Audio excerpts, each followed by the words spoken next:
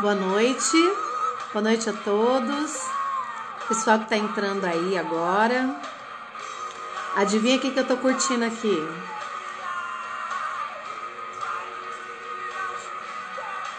Ariel já entrou aí, já deve saber o que eu tô curtindo.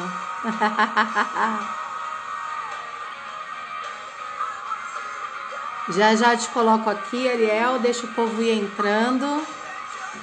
Aí já te chamo para entrar aqui com a gente. Deixa eu dar boas-vindas para o pessoal.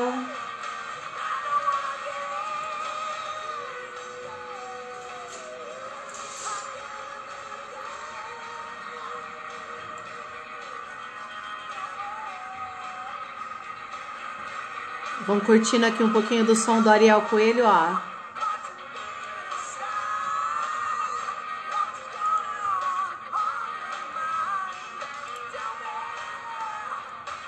Bem-vinda, Joyce. Uhul! Lucicleide, bem-vinda. Tem nos assistido aí todos os dias. Obrigada pela presença novamente.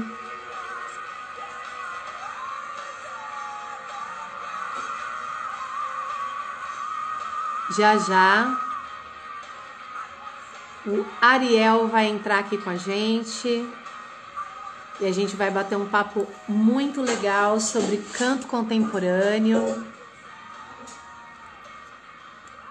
sobre técnica vocal, sobre os novos rumos da ciência vocal no Brasil. Ele que é um grande cientista da voz no Brasil e vai poder estar falando um pouquinho para vocês a respeito de atualidades, né? Atualização aí na pedagogia vocal.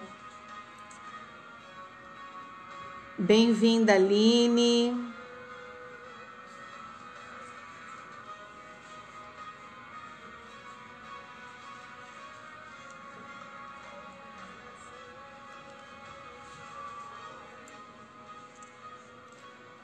Vamos lá, professor Ariel. Vamos entrar ao vivo aqui com o povo.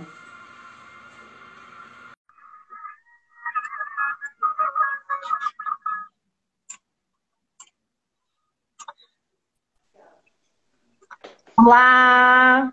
Olá, tudo bem? Boa noite, tudo bem? E você? Tudo na santa paz. Me ouve bem? Te ouço sim, eu também tô sem o microfoninho hoje, eu preferi fazer sem, mas acho que tá dando para escutar. Tranquilo.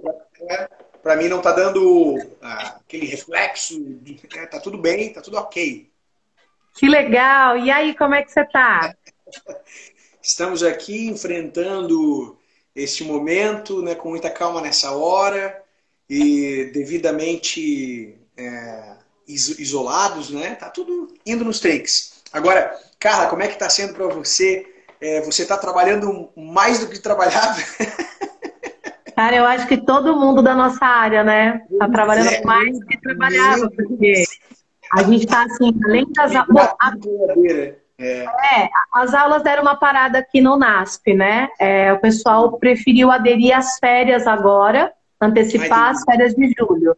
Então, com os alunos, essa semana eu dei uma tranquilizada, mas aí assim, a gente começa a investir na produção de material, né? Muito interessante.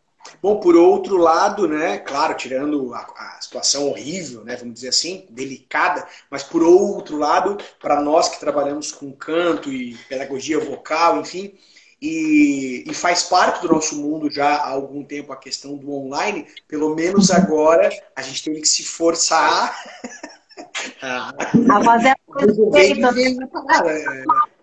uma aula ali, outra aqui, vamos que vamos. Agora já estamos buscando aí opções para que as aulas em tempo real, real time, fique melhor, porque realmente é muito complicado, né?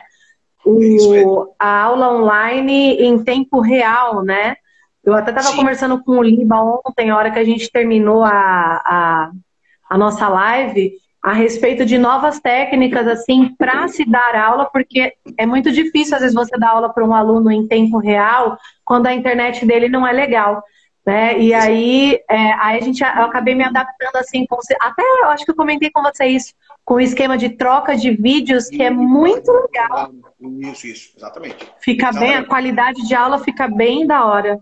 Sim, eu me lembro do último congresso que a gente fez, São Paulo Voz Rock, né, que a gente faz um congresso aí por ano.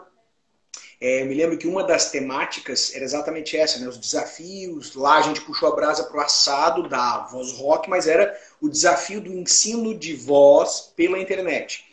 E né, muitas soluções interessantes, muitos relatos interessantes.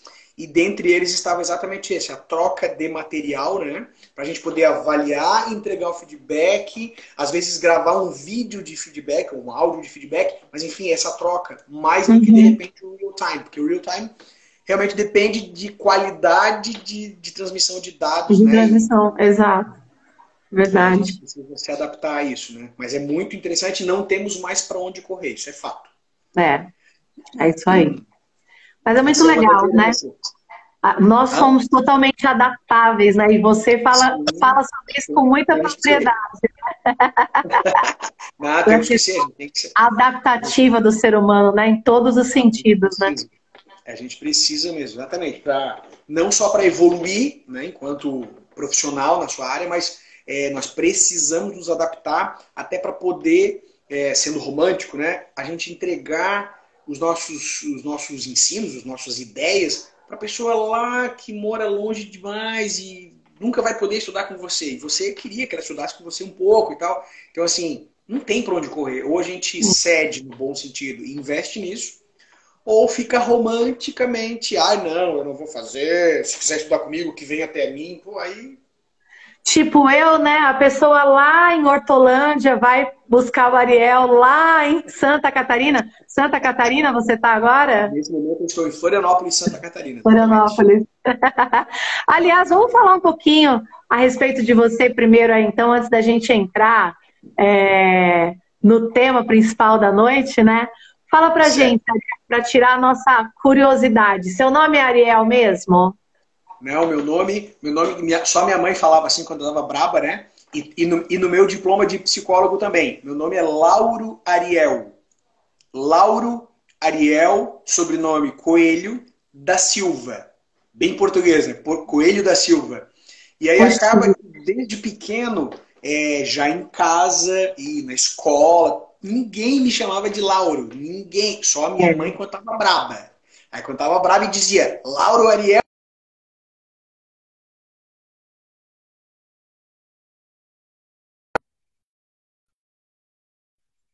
Amigos, ninguém, só me chamavam de Ariel. Então eu próprio me conhecia sempre, me conheço como Ariel. Eu me lembro na escola quando a professora de matemática, a professora Isa, já é falecida, bonitinha, ela chamava assim, Lauro Ariel, eu demorava alguns segundos assim pra... Eu tava esperando sempre Ariel, todo mundo me chamava de Ariel. Aí acabou que ficou também, depois cresci... Ariel. E Coelho, porque estava do lado, Ariel Coelho. Olha, realmente, ainda bem que ficou Ariel, né? Porque Lauro, não consigo ver um Lauro cantando rock and roll. Não, mas de repente, né? Vira inglês, já Larry. Larry Rabbit, yeah! Que legal. Quer dizer que atualmente, então, você está em Santa Catarina e você nasceu aí, Ariel? De onde você é? Você está aí atualmente? Eu moro em Santa Catarina, tenho uma história bem grande em Santa Catarina, porque eu nasci no Rio Grande do Sul, mas me criei, a minha família morava na divisa entre o Rio Grande do Sul e Santa Catarina, né? Mas então mais ao sul do que eu estou, mais ao sul de Santa Catarina. E aí, eu nasci no Rio Grande do Sul, mas a família já estava morando ali nessa divisa. E bem dizer assim, eu nasci lá, mas me criei em Santa Catarina. Embora lá na cidade onde eu morava, que chamava Praia Grande, que é a cidade embaixo dos canyons, que eles dizem, a cidade dos canyons. Então, do que eu nasci, a gente morava ali nessa divisa. Não deu 1, 2, 3 anos, a gente foi embora para Praia Grande.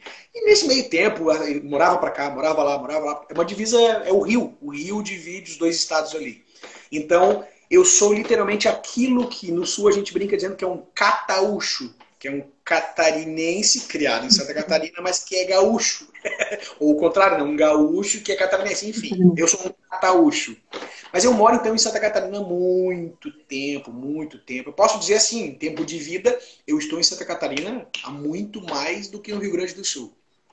Ah, que legal. E olha aqui, ó, a gente tem uma galera aqui que está nos assistindo aqui, que também é do Sul. Caxias do Sul, a Aline, tem aqui o Vini Canoas, está aí também assistindo. Pessoal que está entrando agora, muito boa noite. Sejam bem-vindos à nossa live aqui. A gente está falando um pouquinho sobre o lado pessoal aqui do Ariel e já já a gente vai entrar com o tema, né, da nossa noite, que é a técnica vocal para o canto contemporâneo, né? Ariel, e fala pra gente, como foi que você se interessou por essa área de voz? Você, desde pequeno, você canta ou você toca? E quando foi que você realmente, assim, falou assim, não, eu vou para, é isso aqui que eu quero, é para essa área aqui que eu vou? Essa pergunta é muito legal. Sempre que eu tenho oportunidade, né, eu tenho dito para as pessoas, eu tive a graça de ser, né, de ter nascido e ter sido criado numa família bastante musical. Minha mãe era professora primária e também era maestrina de coral. Meu pai se formou contabilista, foi trabalhar com isso, mas era baixista profissional de bandas aqui do Sul. Aí, indo mais para trás, meu avô paterno, todos os irmãos dele, logo os meus tios-avós paternos, a grande maioria deles músicos profissionais, alguns com grande repercussão no Rio Grande do Sul, meu avô inclusive, né, gaiteiros. Por parte da minha mãe, não tivemos músicos profissionais, tivemos só pessoas apaixonadas por músicas, vamos dizer assim, né? Então eu fui criado nesse seio musical, e aí, eu pessoalmente agora eu vou contar a minha. A mãe gostava, minha mãe já falecida, a minha mãe gostava de colocar nós, os 4 mais velhos, somos em 6, nossa, em 6, que ruim essa conta, né? Somos em 6 irmãos, e nós, os 4 mais velhos, a mãe gostava, que era bem no auge da atividade dela, lá com coral, etc e tal, ela era educadora artística, ela fazia com a gente mini grupinhos como fosse Menudo, Mágico, Trem da Alegria. Então, desde muito pequeno, 4, 5 anos, pelo menos eu, porque os mais velhos, né, pensa que era 9, 8, 7 e eu com 5, a mãe já fazia esses grupinhos com a gente. Então a gente já vivia a arte ali, de modo muito lúdico, obviamente. A gente já vinha vivendo. Aí os instrumentos que a gente ia ganhando, sempre a mais velha, que é a minha irmã mais velha, ia passando para os demais. Então assim, a gente teve essa história de ir herdando os instrumentinhos, e tocando, e brincando. Então, sem querer, começou a ter, além de lúdico, começou a ter um valor especial para nós. Sempre que ia na casa do vô e ele tocava a sua gaita, e se ele perguntasse para um de nós, tu já sabe tocar? E se alguém tocasse 2, 3 coisinhas, ele, nossa, esse é o garoto do vô. Então, assim, tinha um emocional. Um incentivo, né? Um incentivo emocional, exatamente. Então, eu fui, assim, criado bem no seio da música. Aí, claro que depois a gente começou a ficar mais mocinho. Mocinho, eu digo assim, não, criança ainda. 9, 8, 9, 10 anos. Meu irmão, 2 anos mais velho que eu. Então a gente já começou, né? Cabeludinho, pá. E a mãe e o pai incentivavam a gente, achava super legal. Então a gente já começou a entrar nessa onda de não, agora a gente vai ser músico mesmo. Tá tudo de brincadeira, né? Mas aí nós tivemos um incentivo para montar bandinha de rock em casa. O pai arrumou um estúdio, entre aspas, um galpão velho lá, e montou os equipamentos pra gente tocar. Aí como ele já tinha sido um músico de baile, ele tinha equipamentos bons. Assim, a gente tinha equipamento, hoje eu pensando, nem dá pra acreditar. A gente era gurizãozinho, tinha equipamento bom de banda de baile, de banda de baile. Então foi legal. E eu não cantava, tá? Eu não cantava, eu era instrumentista. Eu meio que fui na onda do meu avô. Meu avô era gaiteiro, aí eu já cresci sabendo que a gaita era minha herança. O Ariel, só para colocar aqui, porque a gaita que você está falando não é a gaita que os paulistas conhecem, né? Não, exatamente. A gaita, vamos localizar, né? Tem a gaita de tecla, que no caso é tocada assim, né? a gaita de tecla, que muitos conhecem como sanfona. Exato. Né? Tem a gaita ponto, que é o mesmo formato da sanfona, só que é ponto. E a gaita, que eles chamam de gaita de boca, que é a harmônica, o nome dela oficialmente é harmônica, que é aquela Sim. gaitinha, né? Então é a Sim. questão da gaita de tecla. Tá. Tá? Então, eu cresci, que eu ia herdar, então eu oficialmente comecei tudo tocando teclado. Aí depois eu fui migrando, toquei violão, toquei guitarra, toquei baixo, toquei bateria. E aí, de repentemente, aí eu já, né, já tinha os meus ali 11, 12 anos e tal, e a gente já era mocinho, já tinha cabelinho compridinho, incentivado pela mãe. E aí, um belo dia, o meu irmão, que era o baixista e vocalista da banda de rock, chamava Acácia Negra, era o nome da nossa banda. Yeah! Aí, ele, que era 2 anos mais velho que eu, passou por aquela fase, né?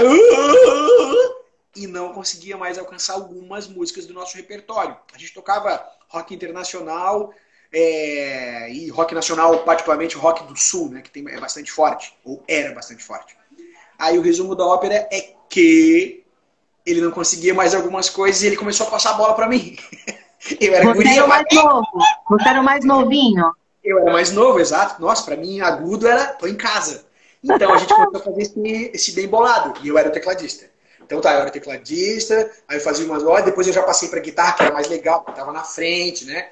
Enfim, a gente foi fazendo esse meio de campo.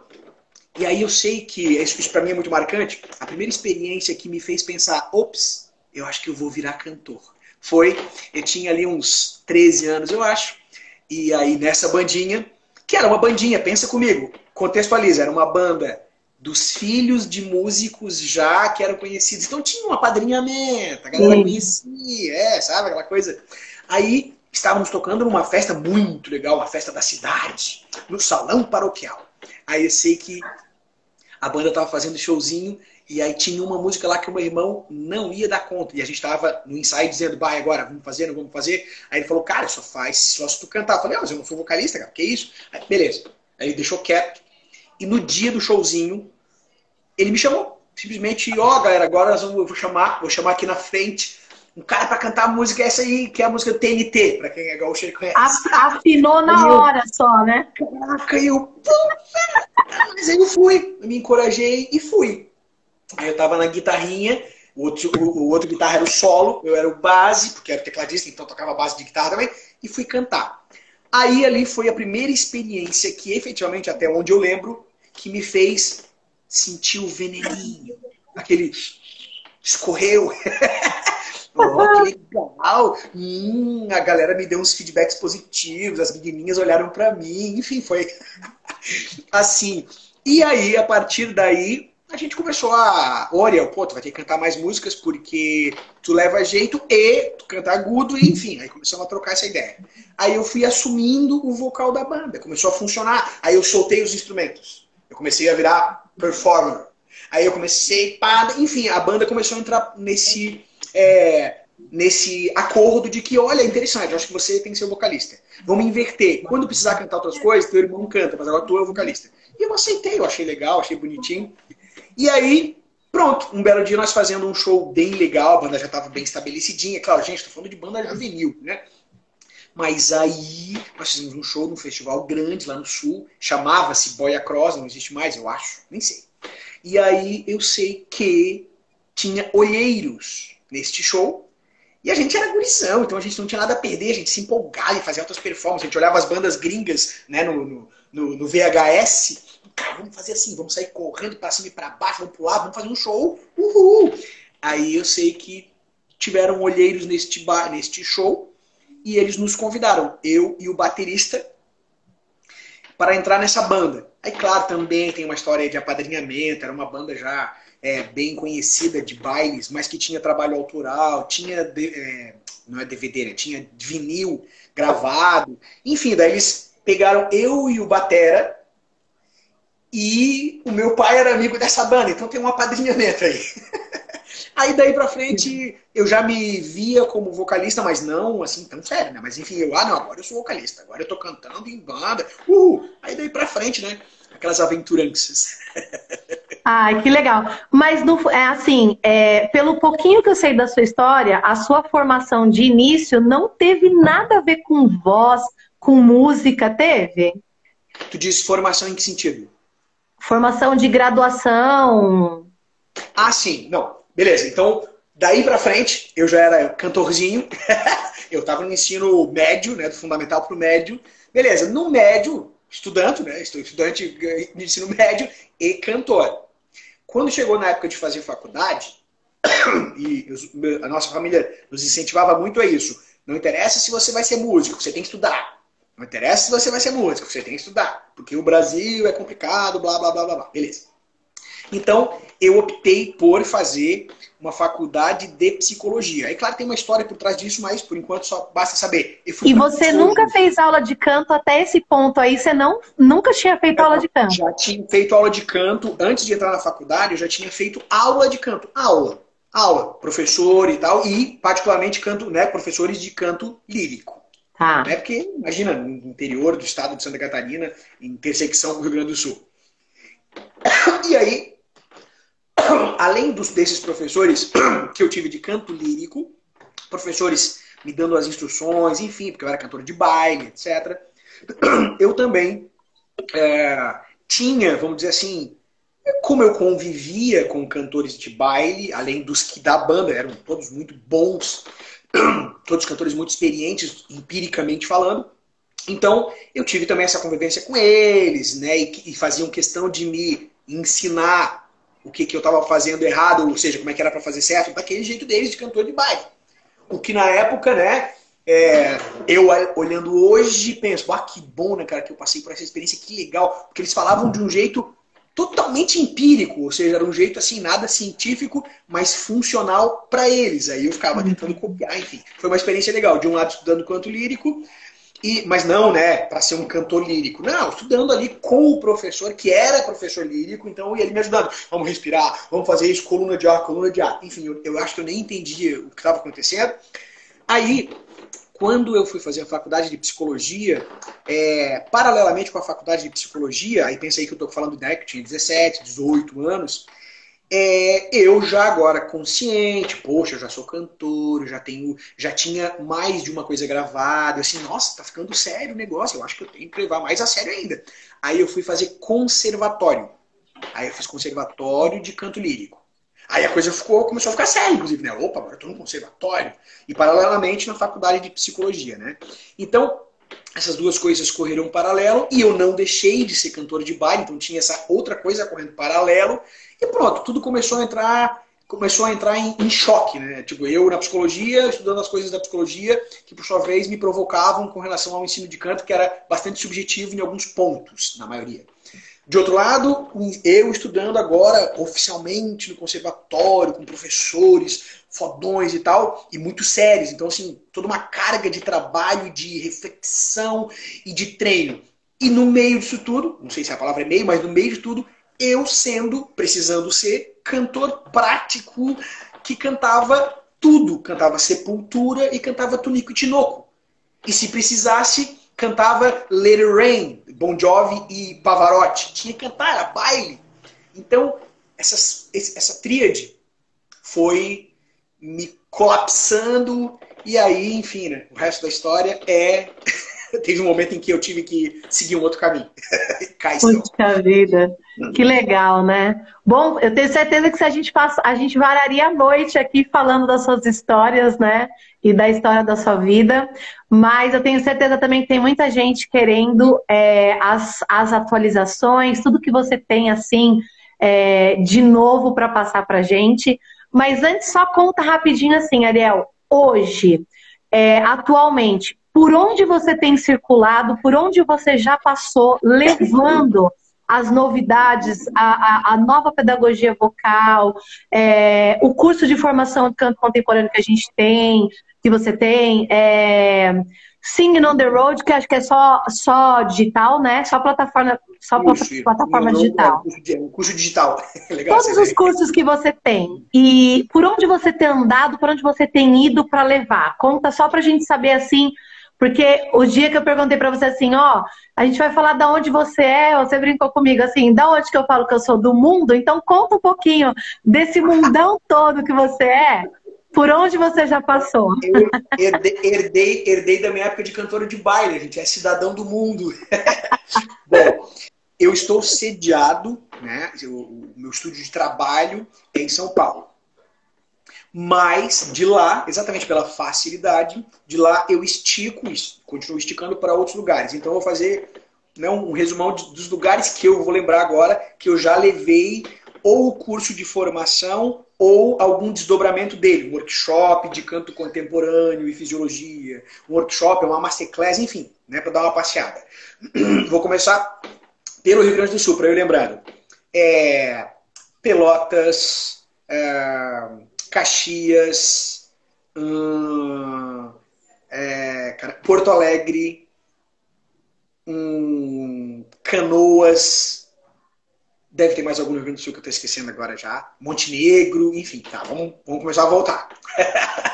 Santa Catarina, Florianópolis, Criciúma, no sul do estado, Blumenau, no Vale Europeu, Balneário Camboriú, Navegantes, mais ali então na parte litoral, Joinville, aí subindo, eu digo subindo rumo ao Paraná, Curitiba, acho que eu já fiz algum trabalho em Londrina, não lembro, vou deixar para Curitiba. Tem uma cidade que é Toledo, Paraná, Toledo. Aí entrando lá, agora eu vou falar mais capitais e algumas coisas que eu lembro. São Paulo, aí já fui bastante lugares, São Paulo, Campinas, Ribeirão Preto, São José do Rio Preto, aí vai, São José dos Campos, Indaiatuba, já colocaram aqui Indaiatuba. Indaiatuba, exato, foi muito legal, São Paulo eu já fui bastante lugares, Marília. Bom, aí Minas Gerais, Belo Horizonte, já fui, Uberlândia, Rio de Janeiro, na cidade do Rio de Janeiro, Niterói, acho que Fraiburgo, não tenho certeza, Vitória no Espírito Santo, Salvador na Bahia. Agora eu vou falar de estados, então, que eu lembro. Eu já fui lá no Macapá, no Amapá, né? Amapá, Maranhão, aí eu falei anteriormente ali, né? Bahia, Espírito Santo, Minas Gerais, Brasília, Goiânia, né? Goiânia, Goiás. Acho que é isso. Até onde eu lembro. Aí depois tem uns trabalhos para fora, né? Eu já viajei para Filadélfia, nos Estados Unidos, já apresentei meu trabalho também virtualmente, embora em lugares presenciais, né? Na Áustria. Ano passado fui para o Chile presencialmente, 1 ou 2 vezes. Esse ano eu vou para a Colômbia. Já fui para a Argentina, já fui para o Uruguai. Já fui para o Paraguai. Na verdade, o Paraguai eram 2 tentativas, mas não foi. Mas não foi. Aí depois o evento foi cancelado. Então, né, mas já teve situações de eu ir para lá, então, de eu organizar para ir para lá. Já teve situações de eu participar de eventos em Espanha, Portugal. O que mais?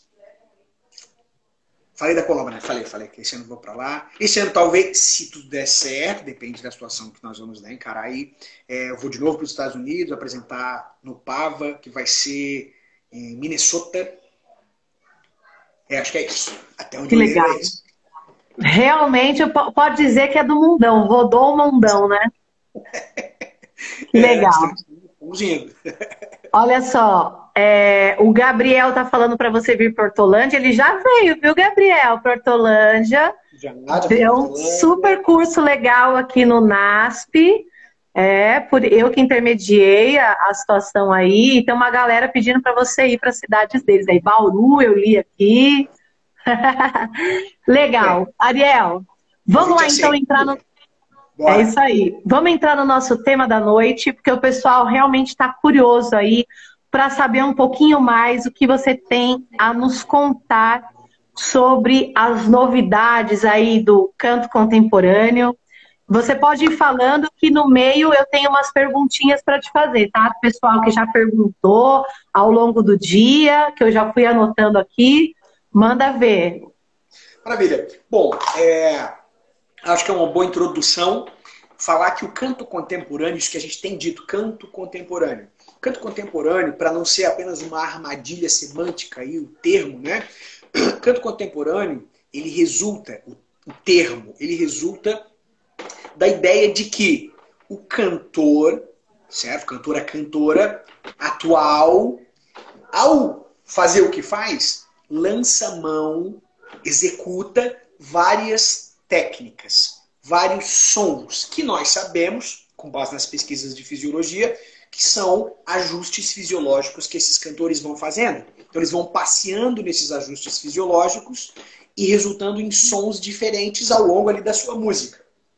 O que para o ouvido do outro chega como simplesmente estética vocal. Ah, tá. A voz do Ariel soa assim, soa assado. Quando ele sobe para o agudo, ele faz assim. Quando ele faz drive, ele faz assim. Esse conjunto de coisas, a gente vai dizer que é um crossover fisiológico que está acontecendo, um crossover de esquemas vocais. E, independentemente do estilo do cantor, ele faz isso. Ou seja, eu sou um cantor lírico. Eu também estou fazendo alguns ajustes específicos para soar daquele jeito.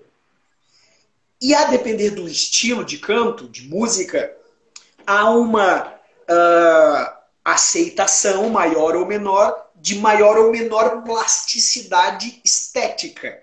Algumas estéticas não vão aceitar que você fique fazendo muitas, entre aspas, maluquices vocais. Tem que ser tudo do mesmo jeitinho, certo? Para dar um exemplo, eu sou cantor de MPB, aí eu tô lá. Eu sei que vou te amar por toda a minha vida. E de repente, na mesma música, eu tomei uma decisão meio equivocada! Não cola com a estética proposta naquele... Então, entenderam? Tem umas estéticas que aceitam uma maior plasticidade e outras não. Fazem algumas exigências, ó, fica por aqui é legal, o público já processou, já aceitou. E tá tudo certo, né? A gente vai escolhendo os estilos que a gente gosta em função desses benefícios sociais que a gente tem. Então, dizer canto contemporâneo é, sobretudo, assumir que estou ligado que todo e qualquer cantor de todo e qualquer estilo ele se plastifica fisiologicamente, consciente ou não, e que os sons que ele produz e que chegam aos ouvidos do outro como sendo a voz dele, é um conjunto de ajustes fisiológicos e que este conjunto de esquemas fisiológicos não é típico de um canto ou de outro canto. É ajuste fisiológico, que produz sons. E a coleção desses sons é o que vai dar, opa, isso é rock. Ah, dentro do rock, olha, isso é hard rock. Não, isso é MPB. Não, isso é no quê? Não sei o quê. Então, o professor de canto contemporâneo, ele não é um professor de canto lírico e nem um professor de canto popular aos moldes clássicos. Ele é um professor que tem a fundamentação toda em fisiologia e já vacinado contra a ideia de que cantar é só assim, só assim, só assim. Não, ele... Não, peraí. O que tu quer? Ah, eu quero esses sons aqui. Vamos decodificar fisiologicamente. Ah, entendi. Aí, claro, tem os nomes das técnicas e tal, mas lembremos, os nomes são apelidos didáticos, importantes para a gente poder conversar, mas para nós interessa o fisiológico. Se o cara faz... para nós é belting. Não sei, pergunto para quem trabalha com belting. Ah, isso aqui é warning. Isso é curbing. Isso é não sei o quê. Pergunta para quem trabalha com a metodologia. Para nós interessa... Peraí. Aí nós já treinamos para isso. Ó, tua prega vocal está contraída ativamente. Está na região... Tananã. Então, peraí. Então isso é sinergia secundária, redutores primários. A gente vai decodificando o fenômeno fisiologicamente. E treina a pessoa para fazer esse fenômeno. Aí se ela quiser chamar de... com os nomes que quiser, ok. A gente até vai oferecer alguns, assumindo, ó, aqui só para organizar o nosso processo, a gente vai assumir alguns nomes para só organizar, ok, mas pode ignorar se quiser. Para nós interessa o fisiológico. Que legal. Você falando... talvez eu enrolei mais do que respondi. Não, é isso aí. Você me falando isso, né? Os nomes não interessam tanto. Eu me lembrei. Imagina o que veio na minha cabeça, né? Você vai rir agora. Já veio o clamp, né? Porque antes de eu saber o que era o clamp, eu queria saber como é que fazia o clamp. Muito bom. Até hoje eu não assisti a aula de clamp. Muito bom. Eu faltei na aula e não consegui assistir ainda na plataforma. Olha, eu vou te falar. Ó, Ariel, tem uma pergunta interessante aqui que vai dar para fazer um link aí com o que você está falando do canto contemporâneo. Não é nenhuma pergunta. O Augusto falou assim, fala da tensão nas notas de passagem. No canto contemporâneo, a gente usa essa nomenclatura, notas de passagem ainda. Existem essas notas de passagem para o canto contemporâneo? Vamos falar um pouquinho sobre isso, que eu acho que é um assunto bem legal. Bem legal, bem legal. Assumindo, não, a gente não trata o fenômeno voz humana aqui na antropofisiologia vocal. A gente não olha para a voz humana a partir dos conceitos mais clássicos de canto e que foram esses conceitos que nos trouxeram a ideia de que a voz tem passagem. Passagem o quê? Passagem de uma coisa para outra coisa. Isso é uma herança pedagógica lá de trás, certo? Então vou repetir. Quando a gente pensa que a voz tem passagem, a gente está assumindo que a voz até aqui é um jeito e até aquele é outro jeito e é só desses dois jeitos que eu posso fazer a minha voz. Dá para entender o que eu estou dizendo? É uma implicação que o conceito traz. Então deixa eu avançar. Aqui, como a gente foi buscando na fisiologia respostas, etc e tal, e já aproveitando a deixa, o que a gente chama de antropofisiologia vocal não nasceu para depois a gente começar, beleza, o que a gente vai agora falar sobre as coisas? Não, ao contrário. As pesquisas foram nos levando para uma direção que chegou um momento em que, para apresentar num congresso, por exemplo, as pessoas perguntavam, esse conjunto de conhecimentos e definições e conceitos que vocês chegaram, como é que vocês chamam isso? Aí eu tive que batizar. Bom, a gente está focado em fisiologia e a fisiologia explicando os fenômenos antropologicamente e o contrário é verdadeiro. Aí surgiu a antropofisiologia. Tá? Essa ideia, se depois quiser, eu explico melhor. Mas, voltando, então, como a gente se baseou em fisiologia, na fisiologia não tem esse negócio de passagem. Na fisiologia nua e crua, não tem passagem. Tem músculos trabalhando, ponto. Músculos trabalhando. E se a gente quiser dizer assim, não, mas então, aí trabalha até um ponto e depois o outro ponto é outra coisa. Ah, daí nós não estaríamos nem falando de passagem. Nós estaremos falando de biomecânica e não é passagem. Aos termos clássicos de passagem. Ah, passe de peito para cabeça, passe para mista. Para fisiologia esse músculo está aqui, puxando, o outro está contraindo. Olha que interessante, olha, agora esse aqui puxou para cá, olha, esse virou para cá. Esse aqui está preponderando, esse aqui não, esse aqui né? está preponderando, isso. Esse aqui está esticando, esse aqui está preponderando. Esse está em contração excêntrica, esse está em contração concêntrica. Para nós, então, fazendo uma análise muito fria, não tem zona de passagem. Agora, nós estudamos esquemas vocais, isto é, comportamentos fisiológicos que se mantêm numa certa regularidade de alguns pontos até alguns outros pontos. Não confundir isso com timbre, certo? Porque tem esquemas vocais. Esse é um bom exemplo. Acho que é um bom exemplo. Eu vou fazer duas notas. Não interessa o nome do esquema vocal, depois a gente inventa um para ele. Só ouçam o timbre da minha voz. Vou ser mais radical. Radical quer dizer, é menos óbvio ainda, quer ver?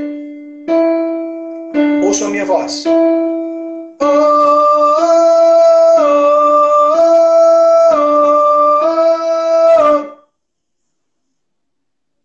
Carla, você vai ser a nossa interlocutora e empresta teus ouvidos. Carla, e empresta para nós a tua experiência de muito tempo já como professora de canto, tem os ouvidos afiados. E não vale, obviamente, né? Não vale tu roubar. Porque tu estudou. Tu ouviu alguma diferença na minha voz do ponto de vista timbrístico? Não. Algo assim que justificasse, opa, tu tá passando de uma coisa para outra aí dentro, Ariel. Não, de uma nota para outra, não. Isso, de uma nota para outra, tá?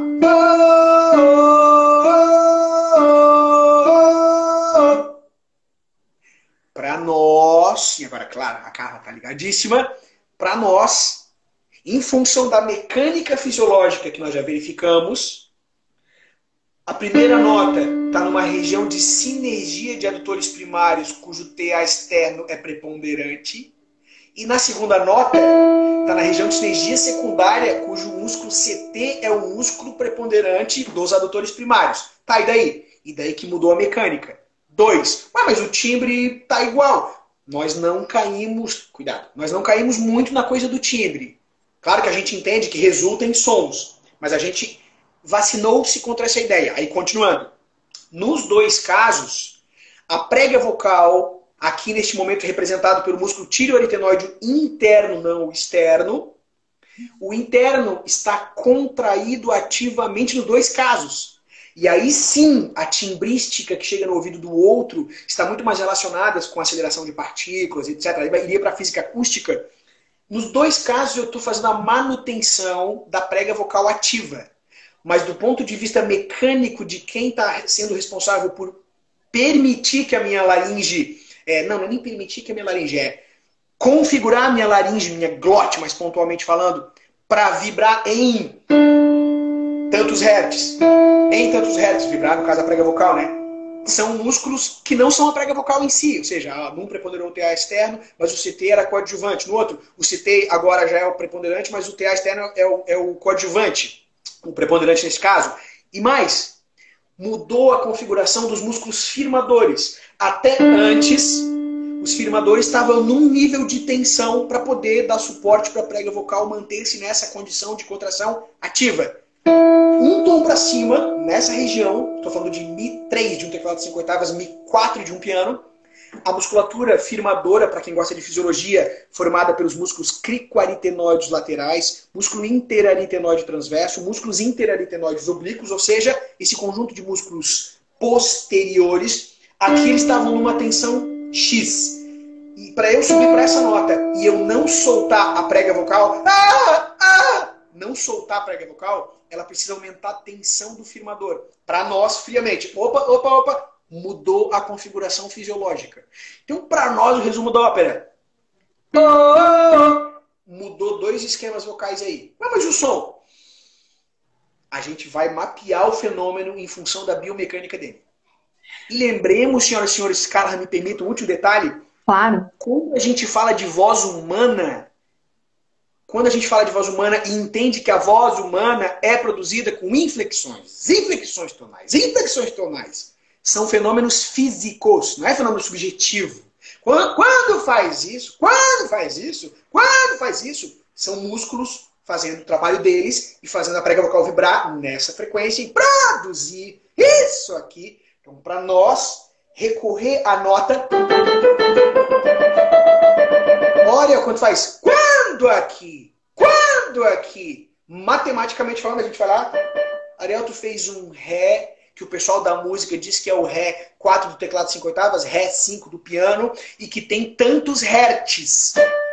Aqui, agora a gente sabe, Ariel, que na biomecânica da laringe, para você executar isso, você e a Carla, vocês precisam que um determinado músculo esteja funcionando muito bem para fazer esse esticamento da prega vocal. Então a gente usa as notas, matemática, física, para poder ir para o fenômeno fisiológico, cruza com as visualizações e diz, opa, nessa nota aí você tem que usar músculos A, B, C e não A, B, D. Então a gente configura ou decodifica fisiologicamente cada som que os vocalistas produzem. Por isso, os esquemas vocais para nós são fundamentais. Ariel, eu acho que assim, algo que fica bem explícito em relação à técnica que utiliza essa nomenclatura, passagem de notas, né? A diferença entre ela e o canto contemporâneo está também nessa questão de que, vamos usar, né, o nome, né? Na técnica do canto lírico, que vem aí do bel canto, né? Que é onde se usa essa nomenclatura, notas de passagem. Nós temos aí uma classificação vocal onde cada tipo de voz tem uma passagem diferente. Ponto. No canto contemporâneo, todas as vozes têm, por exemplo, aquela estética vocal, aquela técnica vocal, ela funciona de tal até tal nota, independente de para quem seja. Perfeitamente isso. Né? É uma grande diferença isso para que as pessoas que trabalhavam com canto lírico e que estão querendo adentrar no canto contemporâneo, tem essa... Porque eu demorei muito para ter esse clique, mas sabe quando você fica pensando? Então, bem legal essa diferença assim colocada, de que o canto contemporâneo, ele não classifica ninguém, né? Ele não classifica. Exato. Muito bom. A tua fala é muito legal, porque isso realmente é como é que fala? Uma pedra no sapato, né? Uma pedra boa aí. Reflitamos, senhoras e senhores. Eu só posso classificar, isso vale para os esquemas vocais. Eu só posso classificar, e lembrando que isso é bom, isso faz parte do processo de organizar a pedagogia, a didática, a ciência classifica as coisas, tá tudo certo. Para eu classificar uma coisa, e falando de voz agora pontualmente, a gente pré-estabelece, em nome de uma exigência estética, a gente pré-estabelece uma certa relação fonte-laringe, filtro, tudo que tiver acima da laringe e que possa funcionar de ressonador, etc. e tal. Então, a depender da relação que eu estabeleça, mais encurtado, mais alongado, mais vertical, mais horizontal, enfim, a depender do que a gente pré-estabeleça, sim, as fisiologias vão se comportar muito bem, obrigado, de determinados pontos até determinados outros pontos. Se a gente assumir que não, ok, quando tu chegar ali naquele limite que tu estava chegando, e caso fosse essa a nossa intenção, de não fazer com que o cara se complicasse, e a gente assumisse, quando tu chegar ali, exemplo, o cara estava vertical, quando chegar ali, estreita, fica mais horizontal, pronto, acabou de morrer a ideia de classificação. Então é positivo a ideia de classificação se a gente assumir que para eu poder classificar alguma coisa nesse sentido, uma voz, eu tenho que pré-estabelecer, em nome de uma estética desejada, eu quero que essa voz seja assim. Pronto, Ariel fica desse jeito aí. Agora deixa eu te mapear. Opa, aqui tu não consegue mais, Ariel. Pronto, então o Ariel só vai até aqui. Aí já tem uma métrica, uma sistemática, né? O cara que só vai até aqui é tenor não sei o quê. O que vai aqui, tenor ligeiro. Então, em função da exigência estética, a gente pré-determina o movimento que ele vai fazer ou o que ele pode fazer na relação fonte-filtro. E em função dessa estruturação, eu vou brincar, estática, fonte-filtro, a gente coloca o sujeito em certas condições de execução. Aí eu consigo pegar ele na ratoeira. Tu só vai daqui até aqui, ó. Porque daqui tu já mudou, ó. Tu fez outro esqueminha ali. E trazendo agora para o canto popular, moderno, contemporâneo, nós, antenados disso, mais conscientes de que o cantor popular, ou o canto popular de modo geral, ele é muito menos exigente. Não, deixa eu melhorar minha fala. Ele não tem... Deixa eu melhorar. Ele não coloca necessariamente para o cantor um certo jeito de cantar do ponto de vista estético. O canto popular aceita, e tem que discutir com quem, né, com a humanidade, por que a humanidade fez isso. O canto popular aceita que o cara comece a cantar de um certo jeito, mas migre para outra coisa, porque o CD dele, ele pagou! Ou seja, a gente não tranca o cantor, entendeu? A gente, né, a pedagogia moderna, a gente não tranca o cantor. É assim, faz o que tu quiser. E em função disso, pronto, aquelas travinhas, as travinhas colocadas por exigências estéticas, caem por terra. É porque o cara pode ir até uma determinada nota com uma estética. Aí ele muda a estética e faz a nota que ele não conseguia fazer na estética anterior, né? Perfeito. É isso aí. Que legal. Ó, tem um monte de pergunta aqui. Agora tem uma galera querendo saber um pouquinho de rock. E daqui a pouco tem uma galera querendo saber um pouquinho de gospel, que eu sei que não é sua área, mas as perguntas vão entrar na sua área, tá? Olha só. A Marcela tá perguntando assim, ó, sobre o rock internacional. Em relação ao desgaste vocal, usando como exemplo David Coverdale, como você classifica os erros cometidos no canto dele, no cantar dele, na técnica dele, né? Para que ele demonstrasse esse tipo de desgaste hoje? Interessante, uma belíssima pergunta que serve inclusive para outros cantores, não só de rock, tá? Mas cantores, vou trazer para o Brasil, cantores sertanejos, alguns. Ah, eu ia falar disso depois. Isso, acaba entrando E no aí eu mesmo acho que pode fenômeno. puxar, então, porque tem uma outra pergunta aqui que está ligada a isso, que era em relação ao gospel, que é assim, para cantar, por exemplo, gospel, assim como o sertanejo, que são estilos que são de alta performance muscular, certo? Perfeitamente, Né? perfeitamente. Então, Então, a pergunta daí para você, daí você já responde tudo junto, tá? Eu preciso ter potência vocal, basta eu saber apoiar e articular bem que o resto vai tudo ok. Então, essa é a pergunta. Eu preciso ter potência para cantar esse tipo de música? uhum. Então, essa é a Vou- pergunta. vou- E vou- se basta eu saber apoiar, articular bem para cantar qualquer estilo musical? ok. Muito bem. Então, temos três coisas. Erros, na pergunta lá, erros possíveis. Dois, basta ter apoio e ter articulação. E três, preciso ter vozeirão, potência. Então tá. Vamos começar pela potência para responder a primeira questão. Muitos cantores de rock, sertanejos e outros de outros estilos, gospel, por exemplo, e, agora puxando a brasa para todos os cantores de modo geral, nós cantores populares, com algumas estéticas exigindo mais que outras, nós herdamos, isso é muito importante, nós herdamos a ideia, e essa ideia tem que ser transformada em prática, de que o bom, olha só, o bom cantor, o cantor marcante, ele tem vozeirão. A ponto de, na prática, se nós estivermos diante de um sujeito e de outro sujeito, um abrir a boca e não me causar nenhum espanto do ponto de vista de um estrondo vocal. É tipo, legal, cara. Bonitinho, legal. E aí o do lado abre a boca, parece um leão mugindo de tanta pressão. Aquilo me afeta, é um fenômeno psicossomático. Eu fico, caraca, velho. O cara que eu Uau, tô canta examinando agora, muito! o cara canta muito, olha a garganta desse cara. Então nós herdamos a ideia de que o bom cantor, a boa cantora, tem vozeirão. Ariel, o que é vozeirão? Vozeirão é a pessoa que desce o sarrafo, ela coloca tudo que pode a favor de uma voz grande, poderosa para o ouvinte. Muito bem, primeira crítica.